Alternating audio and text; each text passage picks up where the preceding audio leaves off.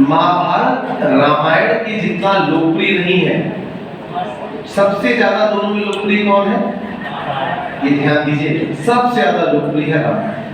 महाभारत में जो चीज सबसे ज्यादा लोकप्रिय वो है श्रीमद् भगवत गीता अर्थात भीष्म पर्व।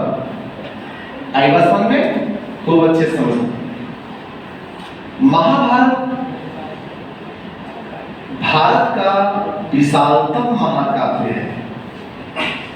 जैसे रामायण आदि महाकाव्य है, वैसे रामायण महाभारत सबसे बड़ा विशालतम महाकाव्य है। इसे सहस्त्री संहिता भी कहते हैं। ठीक है, इसका नाम पहले जय संहिता था। क्या नाम था? जैसे जैसे इसके श्लोकों की संख्या बढ़ती चली गई, इसे ध्यान दो, इसे सहस्त्र संहिता, सहस्त्रविंशत संहिता नाम दिया गया। सहस्त्रविंशत संहिता, चूंकि इसमें कहानी भरत वंश की है। Is it right? तो उन्हीं के नाम पर इसका नाम, पहले ध्यान दो, भारत पड़ा। क्या पड़ा? भारत। और जब यह श्लोकों की संख्या विस्तृत होती चली गई तो इसको नाम दिया गया महाभारत। तो जय संहिता भी यही है, महाभारत भी यही है। Is it right? सहस्त्रविंशत संहिता भी यही है। कैसा क्लियर हो गया? इसका भी संकलन, अंतिम संकलन जो हम लोग के पास उपलब्ध है, यह लगभग 3 से 400 ईसा पूर्व से 200 से 300 ईसा पूर्व के बीच में यह अस्तित्व में फाइनली आया। बात क्लियर हो गई? इसमें कुल 18 चैप्टर हैं, जिसे क्या बोलते हैं? बोलो क्या कहते हैं? पर्व। Is it right? क्या बोलते हैं? पर्व। तो महाभारत में 18 चैप्टर है। घबराइए,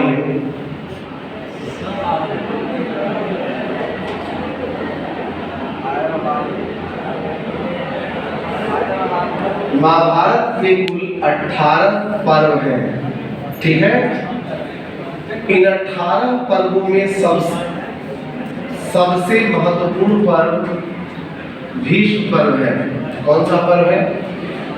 सुनो, इस 18 आपको 18 पर्व के नाम नहीं जानने, बस ये जानना है कि भीष्म पर्व है। इन 18 पर्वों में सबसे महत्वपूर्ण पर्व भीष्म पर्व है। इसी भीष्म पर्व में श्रीमद् भगवत गीता का उपदेश है, जो रणभूमि में भगवान कृष्ण ने अर्जुन को प्रदान किया था। गीता का सबसे पहला उपदेश भगवान सूर्य द्वारा दिया गया। किसके द्वारा?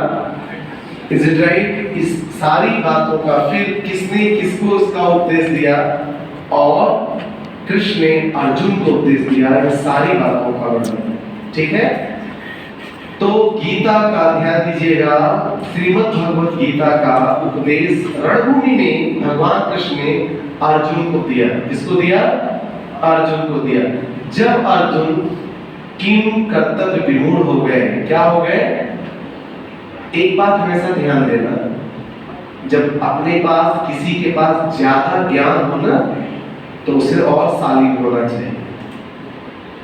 इसलिए आप लोग अगर ज्ञानार्जन करना चाहते हैं तो थोड़ी शालीनता और लाइए। Is it right? जब जितने ज्यादा आपके पास ज्ञान बढ़ेगा ना, आप शालीन होते जाएंगे। फलदार वृक्ष झुका रहता है, समझ आ रहा है ना? ज्ञान के अभाव में व्यक्ति उछलता रहता है। थोड़ा और धैर्य बनाइए, चीजें और जल्दी सीखोगे। मैंने कहा कितनी इंपॉर्टेंट बात, जब अर्जुन किम कर्तव्य विमूढ़ हो जाते हैं, क्या हो जाते हैं? अर्थात एक ऐसी अवस्था जिसमें यही नहीं पता चलता कि हमें क्या करना चाहिए, कौन सा निर्णय श्रेष्ठ हो, ऐसी अवस्था को ही किम कर्तव्य विमूढ़ अवस्था कहा जाता है। एक ऐसी अवस्था जब युद्ध का मैदान सज चुका है, दोनों तरफ सेनाएं आमने सामने खड़ी हो चुकी हैं, और जो मुख्य युद्ध करता है, जिसके बल पर